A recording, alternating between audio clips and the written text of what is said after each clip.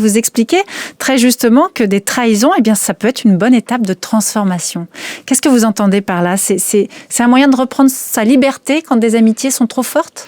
Je dirais pas que c'est la trahison qui est un bon moyen de reprendre quelque chose, enfin de retrouver quelque chose qui nous appartient. C'est le moment de la séparation qui va suivre la trahison.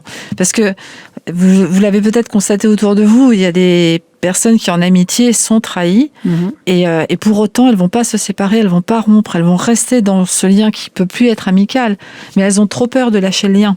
Ouais, donc c'est ce qui va suivre la trahison, c'est le fait de se dire finalement qu'est-ce que je retrouve plus dans la relation, quelle blessure j'ai au-delà, enfin qu'est-ce que cette trahison provoque chez moi et comment je vais arriver à le transformer pour passer à autre chose et puis oui pour grandir avec.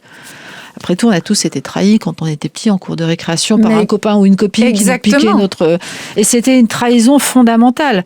Quand on est petit, et tous les parents l'ont déjà entendu, on laisse nos enfants le matin à l'école, ils sont meilleurs amis de je ne sais qui, et le soir, ils ne veulent plus entendre parler, c'est un ami pourri pour la vie.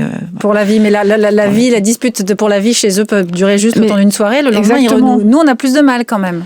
Nous, on espère quand on dit pour la vie qu'en fait, ça va pas être pour la vie, puis c'est pas si grave que ça. Puis et si une fois qu'on a ce sentiment de trahison, mais encore une fois, c'est au-delà du sentiment, qu'est-ce que j'en fais de cette trahison ? Qu'est-ce que ça m'a retiré ? Ou au contraire, qu'est-ce que ça pose comme un énorme parpaing dans ma vie ?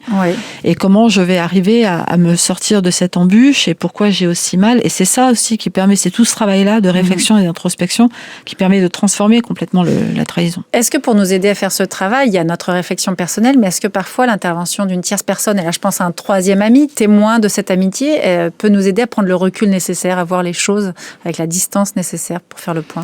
On va souvent penser qu'un troisième ami peut être utile parce qu'il connaît les deux, mais puisqu'il connaît les deux, comment est-ce qu'il peut être objectif ?